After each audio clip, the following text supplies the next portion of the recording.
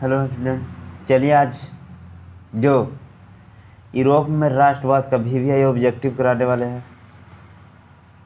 Europe में राष्ट्रवाद पढ़ा दिन चैप्टर उसका आज ऑब्जेक्टिव लेकर आया यूट्यूब पर, इसको देखिएगा।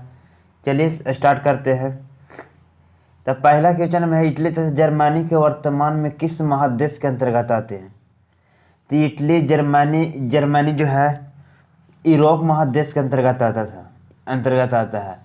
तो ये एक हो गया सी, यूरोप महादेश। दूसरा में है फ्रांस में किस शासन वंश को पुनः स्थापना वियना कांग्रेस द्वारा की गई थी। जब वियना कांग्रेस हुआ था तो पुनः से बुर्बो राजवंश को फिर से स्थापना किया गया था। तो पुनः किसका स्थापना किया गया? बुर्बो राजवंश। दो में सी हो गया, दो का सी। तीसरा में मेजनी का संबंध किस संगठन से था।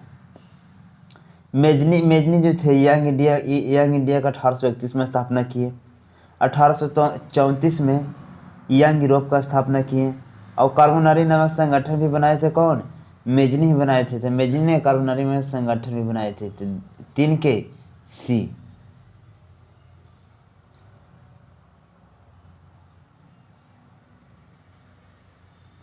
चौथा नंबर प्रश्न है, इटली एवं जर्मनी के एकीकरण के विरुद्ध निम्न में कौन था। जो इटली और जर्मनी के एकीकरण के सबसे बड़ी बाधा माना जाता था वो ऑस्ट्रिया था।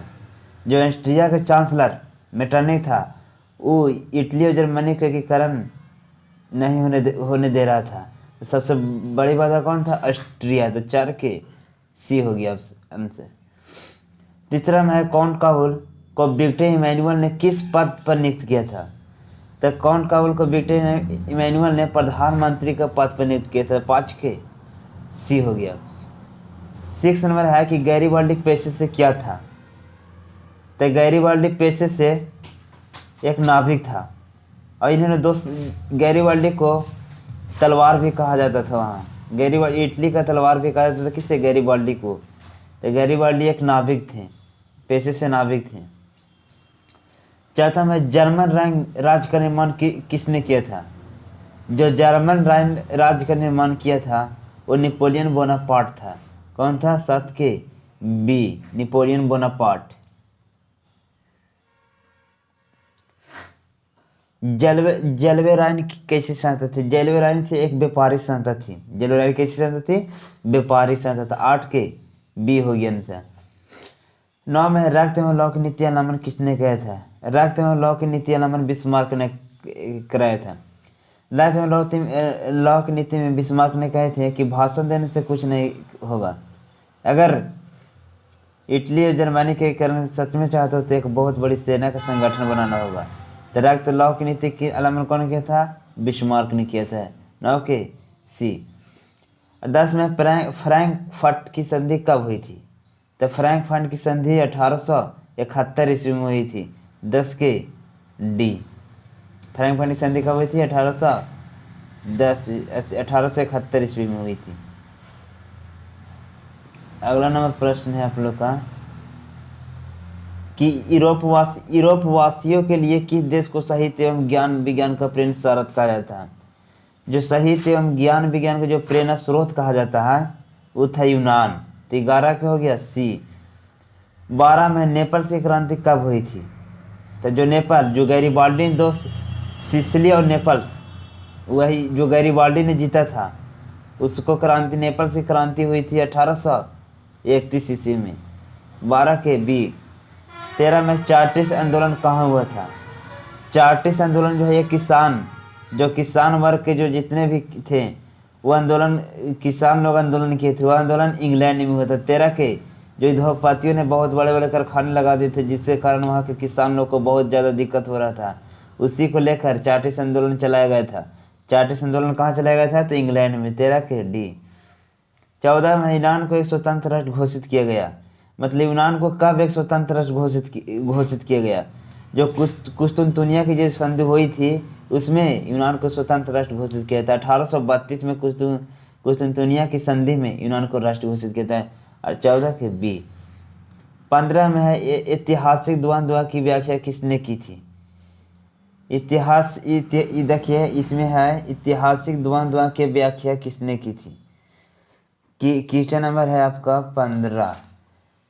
15 को होगी आंसर ए।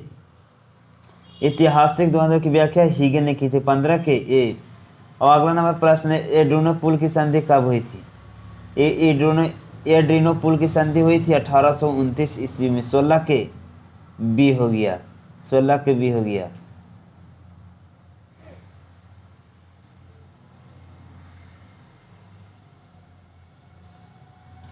एड्रिनोपुल की संधि में किन दो देशों के बीच हुई थी? जो एड्रिनोपुल की संधि हुई थी किन देशों के बीच में हुई थी?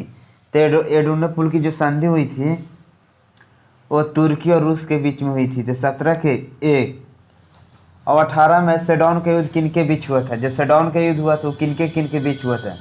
तो सेडोन का जो युद्ध हुआ था फ्रांस और प्रासा के बीच में हुआ था। तो 18 के बी। 13 में है, किस देश को हंगरी पर पूर्ण आधिपत्य कर लिया था? किस देश ने हंगरी पर जो पूरा कब्जा कर लिया था? कौन देश था? तो देश था ऑस्ट्रिया। 19 के बी हो गया। 20 में पोलैंड के विद्रोह को किसने कुचल दिया? जो पोलैंड का विद्रोह हुआ था उसको किसने कुचल दिया? जो पोलैंड में जो किसानों वर्ग ने विद्रोह किसने होता है? रूस ने कुचल दिया था। 20 के ए। 21 नंबर प्रश्न है आपका,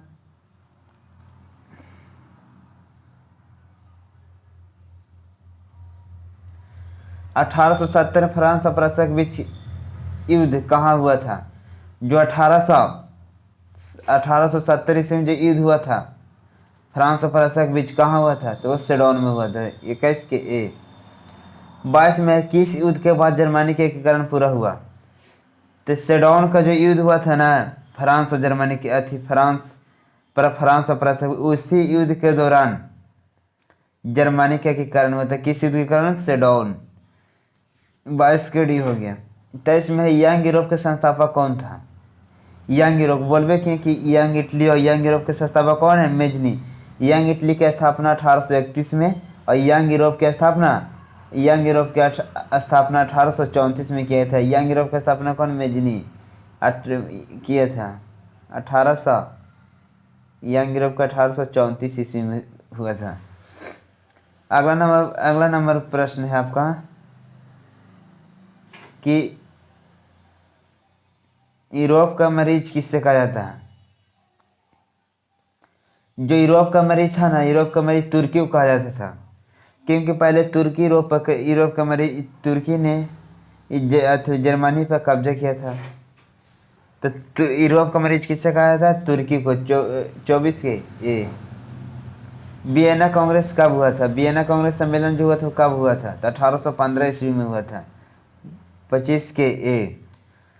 26 नंबर के क्वेश्चन, जर्मनी के एकीकरण का प्रमुख वास्तुकार कौन था? जो जर्मनी का एकीकरण जो हुआ उसका प्रमुख वास्तुकार मतलब कौन, कि उसने सहायता किया जर्मनी के एकीकरण में? देखो, इटली का एकीकरण का मसीहा मेजनी को कहा जाता है और जर्मनी का बिस्मार्क कहा जाता है। बिस्मार्क। जर्मनी। 27 के डी। 27 के डी। 27 नंबर पर इटली के एकीकरण में किसका संबंध नहीं है? जो इटली का एकीकरण उसमें किसका संबंध नहीं था? तो गैरीबाल्ड इटली का तलवार कहा जाता था, काउंट काबुल को इटली का बुद्धिमान कहा जाता था और मेजनी इटली को मसीहा कहा जाता था। बिस्मार्क जो जर्मनी के एकीकरण का मसीहा थे। तो 27 ए। ये बिस्मार्क संबंध नहीं था।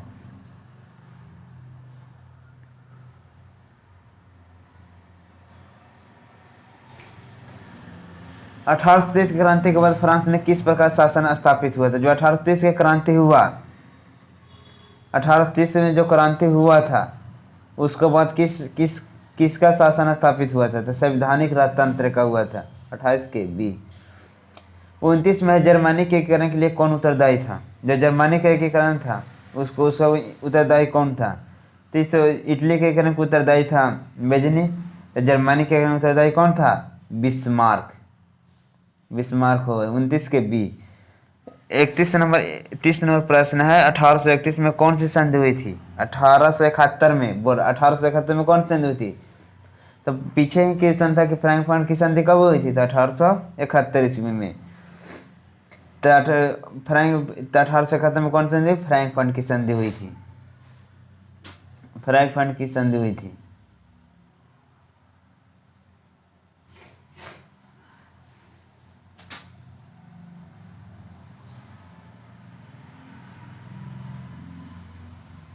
अगर ना पर इटली के क्रम में किसे एक दान दिया जाता है?